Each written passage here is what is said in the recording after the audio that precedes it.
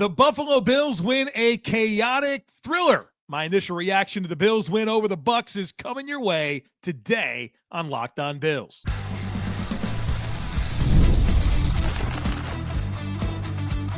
You are Locked On Bills, your daily Buffalo Bills podcast. Part of the Locked On Podcast Network, your team every day.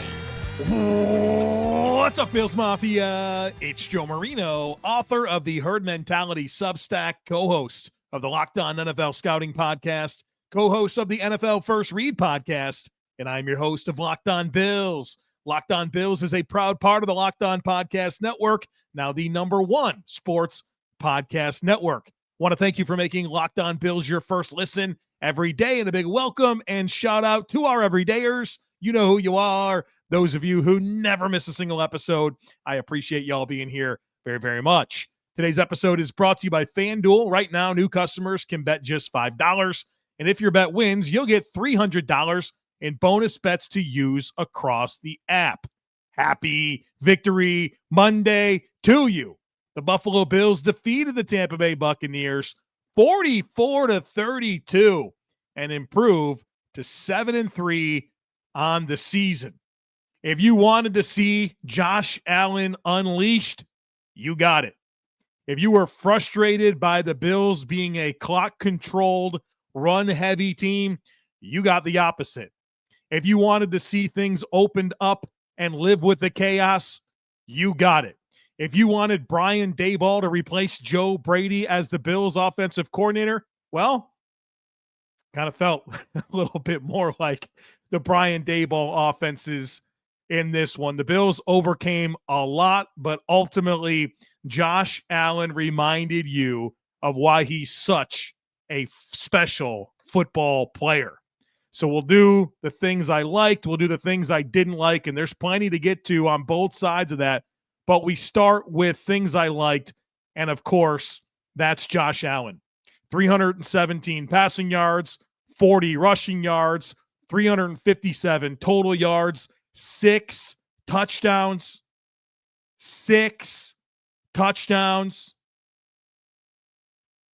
scoring the most total touchdowns in NFL history before turning 30 years old, breaking Peyton Manning's record. The first player in NFL history with multiple 3 passing touchdown and 3 rushing touchdown games. Tied Cam Newton for the most rushing touchdowns by a quarterback in NFL history. Passed Tom Brady for the most career games with 3 passing touchdowns and 1 rushing touchdown. Boy, that was fun. Felt like you were watching vintage Josh Allen. I love how he settled in. It was frantic early. Early interception. Even on the long touchdown pass to Tyrell Shavers, he turns down 2 open guys, tries to bail a clean pocket, winds up staying in and launching one down the field for a touchdown. He went to playmaker Josh mode. And boy, it was fun to watch. I love how he overcame so much in this game. Things that didn't go well for the Bills. Things that didn't go well for him, man. The offense willing Buffalo to 6 touchdowns. It's awesome. Fun. Absolutely fun. 6 touchdowns, folks. 6. If the Bills score 6 touchdowns, they're probably going to win just about any game. 6 touchdowns. What a performance. Put the cape on, right? For sure. Put the cape on. What a big quarterback duel. He shows up for those, huh? I think his 3 best games of the year have been against the Ravens and Lamar Jackson, the Chiefs and Patrick Mahomes, and the Buccaneers and Baker Mayfield. How about the receivers in this game? Big shakeup, right? Keon Coleman inactive. We'll talk about that in a little bit. But Tyrell Shavers getting a big opportunity, 4 catches on 5 targets for 90 yards and a touchdown, and he threw a huge block down the field on the Ty Johnson touchdown. Gabe Davis, welcome to the mix. 3 catches, 40 yards on 4 targets. The only one he wasn't able to haul in was that bullet that Josh threw from, close distance that he wasn't able to haul in. But I thought Gabe Davis helped this football team. Big big fourth down conversion, won a leverage battle. You saw him make himself available on a scramble drill. It was good to see. Gabe Davis helped the Bills today. Not a lot of volume, but Dawson Knox with a big 23-yard catch. Josh Palmer with a huge 13-yard reception. Curtis Samuel with a big 14-yard catch. He tried to drop it, but he was able to pull it in there along the sideline. Some huge moments from individual playmakers. How about the running backs in the passing game? You know I'm fired up about this. I've been talking for years about consistently getting them involved, especially against Tampa, who's the worst team in the NFL at defending running backs. Well, Joe Brady got the memo this week. James Cook, 3 catches for 66 yards and a touchdown.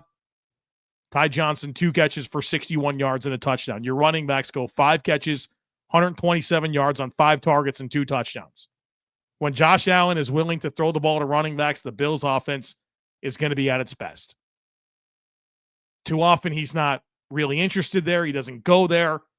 But when he does, the Bills' offense is going to be at its best, especially when Josh is playing like this, where he's playing free, working the ball all over the field. He puts a lot of stress on the defense, a lot of stress. And when he doesn't get bored with those types of checkdowns, I'm not talking about, peppering bubble screens to Khalil Shakir. I'm talking about taking throws to running backs. And some of that was schemed up, and I think, there was some great plays. But just take those checkdowns, brother. Take those checkdowns to the running backs. That's how Josh stays on schedule, especially when he's playing that style of ball. But the running backs in the passing game were huge. And the Bills do all this, 44 points, all the yards, all the things they get done in this game without a lot of the key elements of what this offense is supposed to be. You don't have Dalton Kincaid at all. You're not able to lean on your rushing offense. Khalil Shakir has 1 catch for -3 yards. Keon Coleman, whatever you think about him, the receiver that plays the most, not in this game. So you're really not relying on Dalton Kincaid, Keon Coleman, Khalil Shakir, or James Cook in the running game, and you have that offensive performance. It's nice to know that you got some other stuff that you can do to win a football game when you need to do it. And I think this performance in particular is going to bring up a lot of good discussions about the style of game that the Bills need to play. They're able to figure some things out in this game. Overcame mistakes. Overcame 2 Josh Allen interceptions. Overcame 2 big Deion Dawkins false starts. Overcame the horrible Mecole Hardman muff punt. They didn't play their style of football. Only 19 first downs. Only possessed the ball for 24 minutes and 53 seconds. That's losing the time of possession battle by more than 10 minutes. And it begs the question, is this the style of game that the Bills need to be willing to embrace a little bit more often? They want efficiency. But with their run defense, it's going to be hard for efficiency to work. You need to introduce some variance. You need to score to get teams out of running the football. And so there's probably a middle ground to find there between the locked in on efficiency and really opening things up. But if you are an open things up stan, well, this is your game. This is your game that you want to point to. Thrilling win, chaotic for sure, but Josh Allen, 6 touchdowns. Pull out the dub and improve to 7-3. All right, we got so much more to do. I want to talk about things I liked defensively here on the other side of it, and we're going to talk about Mr. Cole Bishop and a really cool wrinkle that the Bills added later in the game with Dorian Williams on long and late downs. We'll break that down here next, folks. Be sure to stick with me. If you're still overpaying for wireless, it's time to start saying yes to saying no. At Mint Mobile, their favorite word is no. No contracts, no monthly bills, no overages, no hidden fees, no BS. I said yes to making the switch and getting premium wireless for $15 a month. Mint makes it simple. All plans come with high-speed data and unlimited talk and text delivered on the nation's largest 5G network. You can even bring your own phone.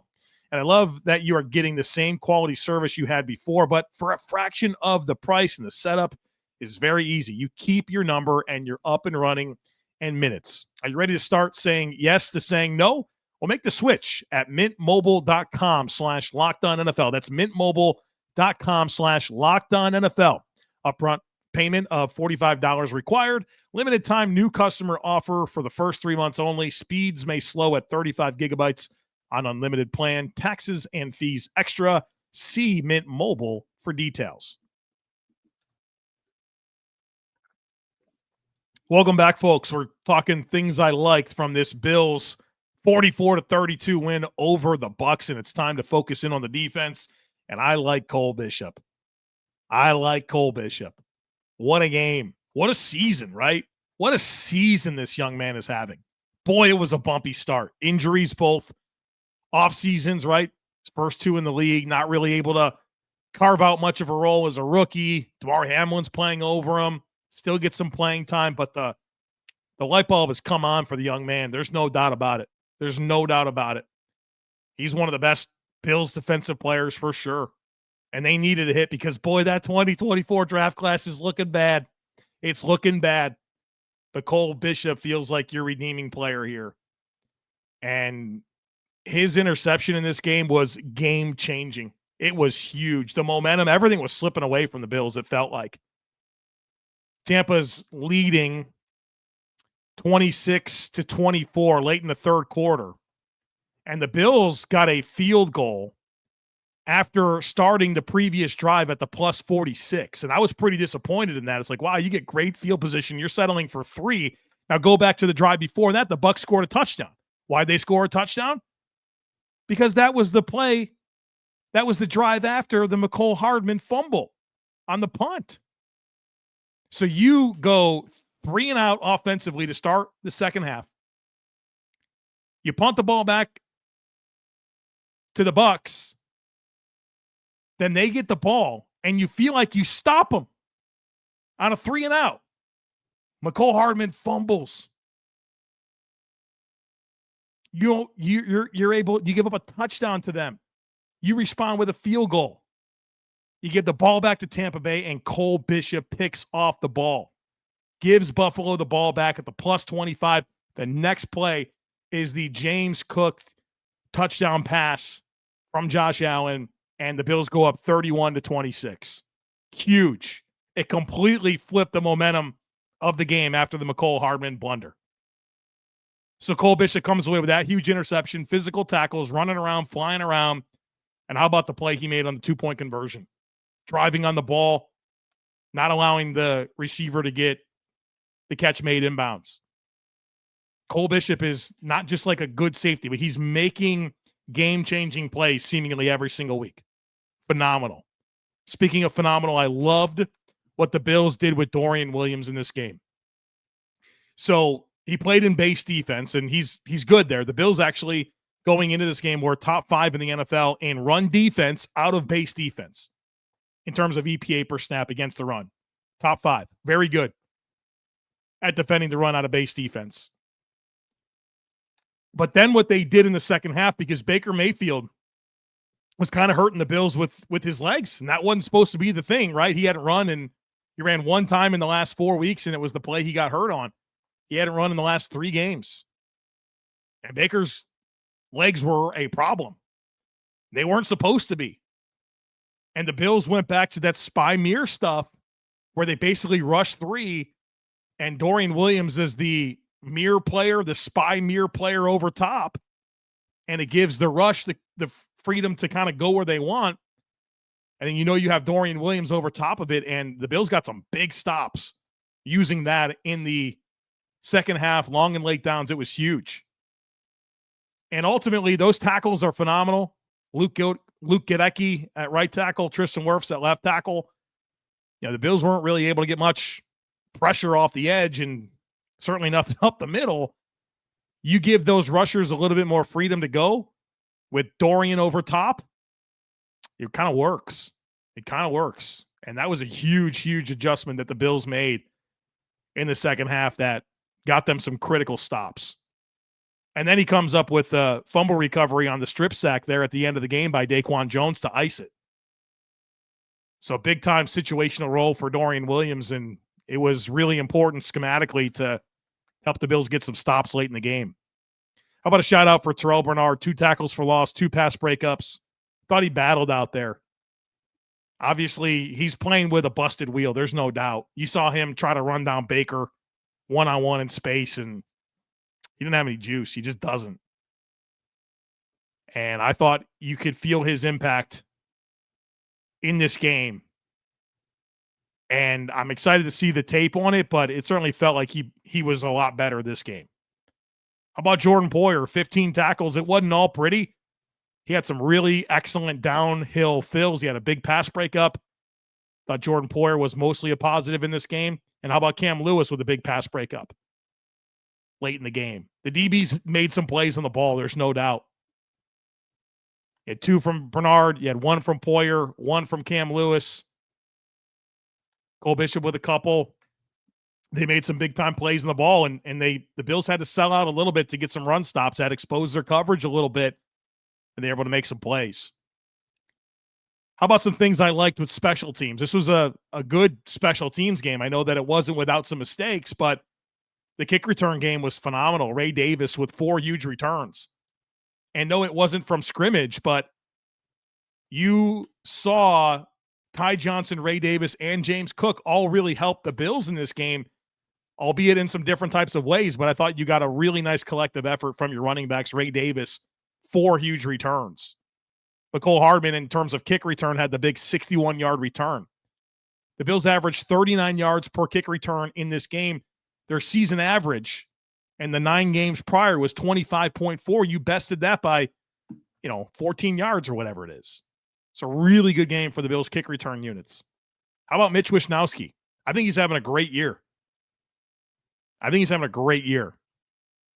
2 punts in this game, but when the Bills went 3 and out to start the second half, 47-yard net punt that pinned Tampa down at their own 4-yard line. That was a big deal. It was a big deal. And then Matt Prater, he goes 1 for 1 on field goals, making from 39. He hits all 5 of his extra points. And while that's, nobody's going to write a story about that, it's a windy day at Highmark Stadium, and your place kicker goes 6 for 6. Really important. So shout out to some really good things on the special teams side of things. Let's talk things I didn't like offensively, and let's have the Keon Coleman conversation. Inactive in this game, a healthy scratch. Missed the meeting on Friday. Unacceptable, right? It's the 3rd known disciplinary measure that the Bills have taken against Keon Coleman. They've publicly called him out for how he came back from injury last year. This guy's been in the league for like a season and a half. They've sent message after message after message after message. And that doesn't even get into the inconsistency on the field and how he limits the offense. It's just not going well at all. And Keon Coleman needs to be very concerned about other people doing his job and the offense looking a lot better, because that was the case today. And the offense picked itself up last year without him too. It's just a disappointing stretch, a disappointing draft pick, one that I never understood at the time. And it's played out worse than I thought it would, because I didn't know that he was going to have issues just showing up to meetings. Like, the most basic fundamental thing that you need to do as a human being with your responsibilities in life is to show up. Show up. Show up, dude. This team obviously is giving you one heck of an opportunity. You're playing a bunch of snaps you don't deserve. You're getting a bunch of targets you don't deserve. You can't show up on a Friday meeting.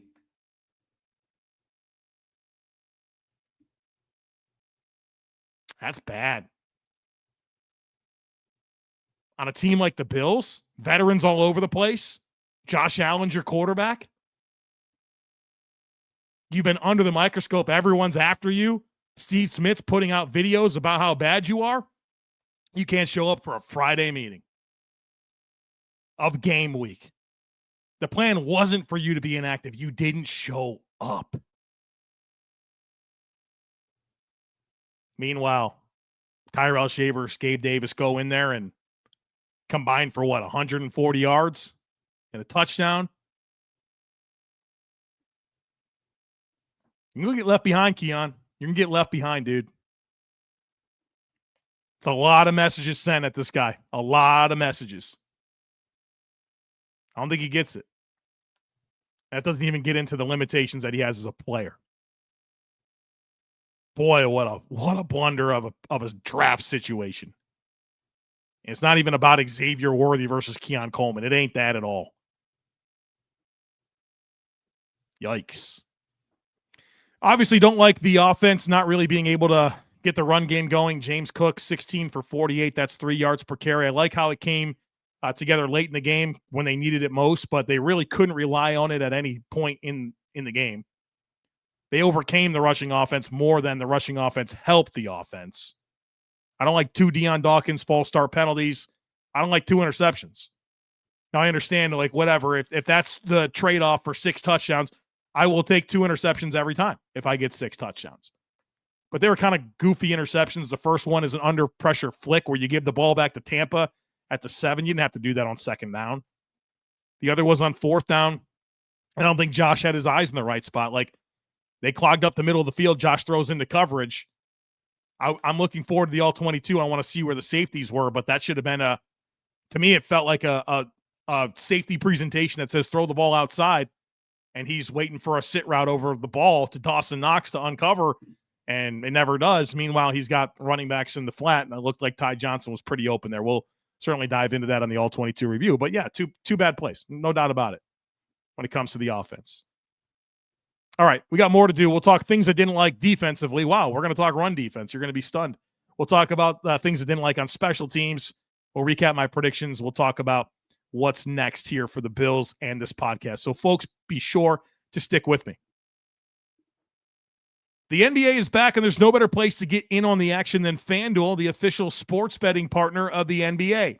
Even if you missed the start of the game or you want to ride the hot hand, FanDuel has live bets on everything from who will score next to fourth quarter comebacks. Plus, you can even combine your live bets into a same-game parlay for a shot at a bigger payout. And it keeps every game exciting, especially when your team's making that late push. I had some action in on this Bills game with FanDuel. I had the over on James Cook's yards from scrimmage.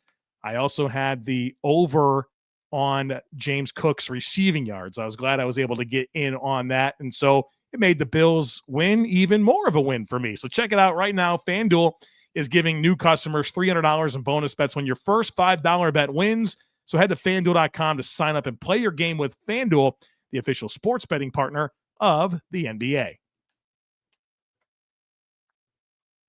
All right, folks, welcome back.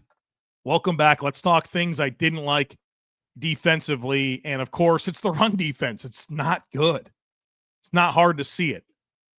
They struggle up front, especially at defensive tackle to anchor. Their linebackers have a hard time coming downhill. They don't tackle well. It's a week-over-week issue. And the Bucs go 39 rushes for 202 yards. It's 5.2 yards per carry. Sean Tucker, a third-string running back, goes 19 for a $106. Rashad White has over 5 yards per carry on 10 rushes. I think he was averaging under 4 for the season. So they tag you for over 200 yards, over 5 yards per carry. Both of their starting guards are out, and their starting running back is out. It's bad. They had to overcome it. And this is why you've heard from me this year talk about that's why they got to score. That's why I was so in on the idea of trading for a receiver, not only because the Bills need a receiver, but they got to help their run defense.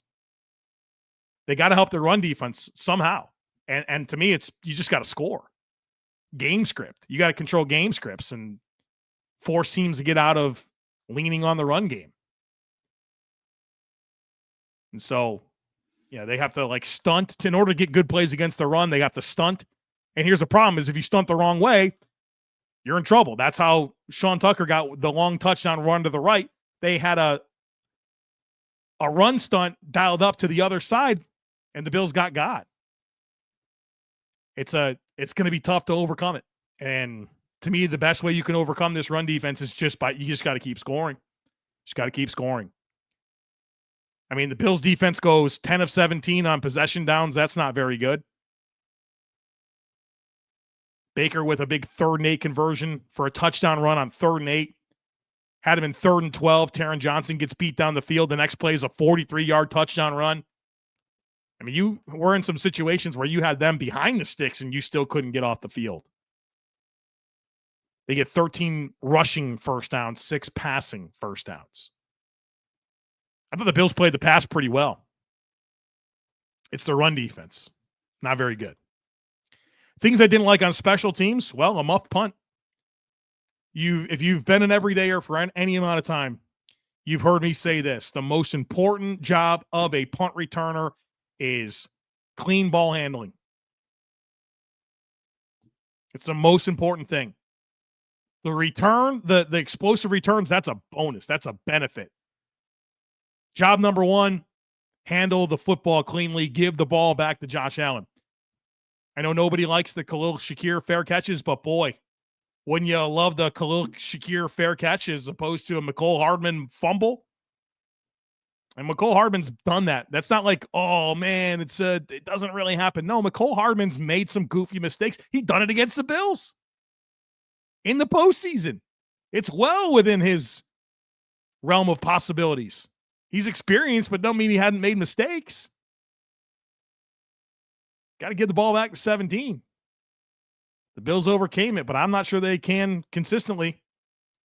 So that was a huge blunder. And then Alec Anderson gets a holding call. Greg Rousseau blocks the field goal. What a big moment.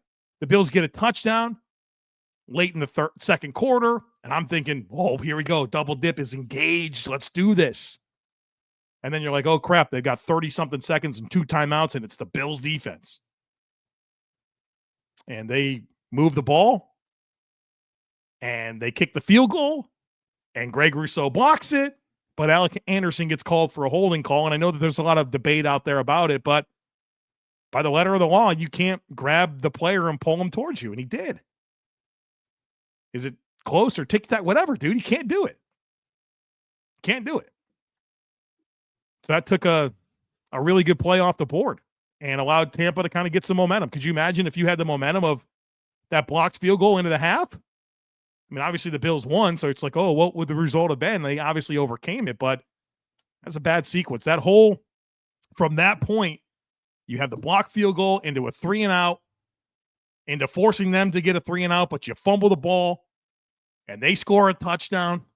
You know, it was a tough sequence. Obviously, the Bills overcame it. All right, let's recap my predictions. I always tell you how I did on my predictions, so at the end of the previous week, usually on the Saturday podcast, I'll give 5 predictions about the game. Let's recap them. My first prediction was that the Bills would get at least 25 more rushing yards than the Bucs allow on average. And so they would need 126 rushing yards for that to be true. They didn't get it. The Bills got 97 rushing yards. That's back-to-back games for the Bills rushing offense under 100 yards. I said the Bills would get 10 more yards than they average per game throwing to running backs. That was 22 receiving yards to running backs per game entering this game. So they would need to have 32 to get my prediction right. Well, they got 127, so we smashed that one. I predicted a Dawson Knox touchdown, and boy, we were close. He had 1 catch, and Josh Allen climbed in the pocket and threw the ball to Knox, and he kind of stumbled when turning around. He got tackled about the 4-yard line. So there it was. It was close. It was close. Didn't happen, though. I predicted that the Bills would intercept Baker Mayfield. Of course, that did happen, courtesy of Cole Bishop. He only threw 2 interceptions all year, and the Bills only had 6 interceptions of taking the ball on the year. And so it was cool to see that one come through. I also predicted a Bills win, and I thought I had the right idea. I talked about how I just felt like this was a moment for Josh Allen where he's going to pull it out, and he did.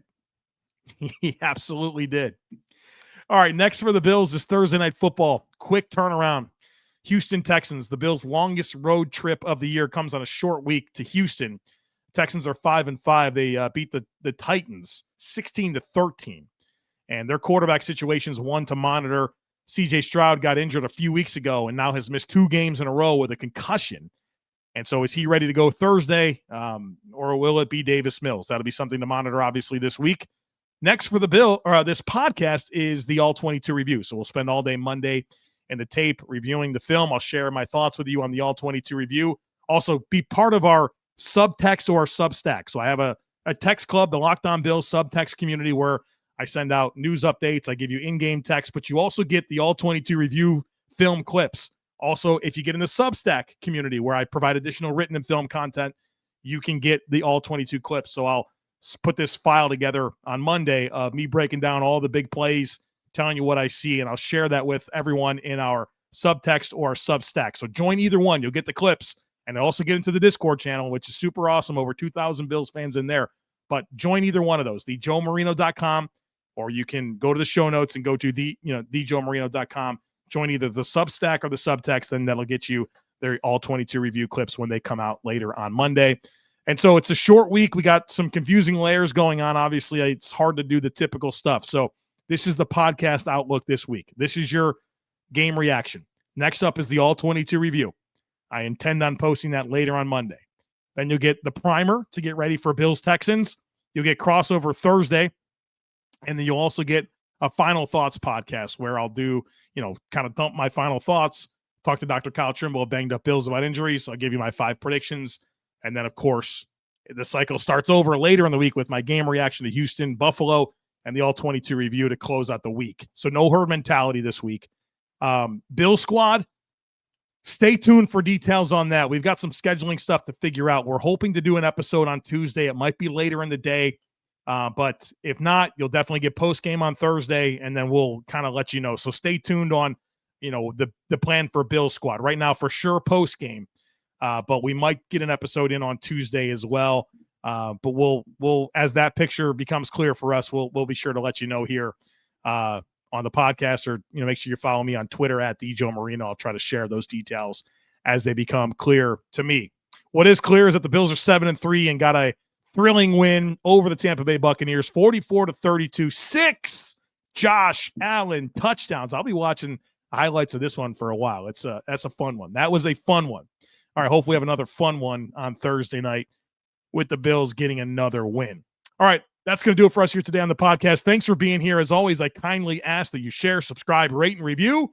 Have a great Victory Monday. Go Bills, and I look forward to catching up with you again real soon.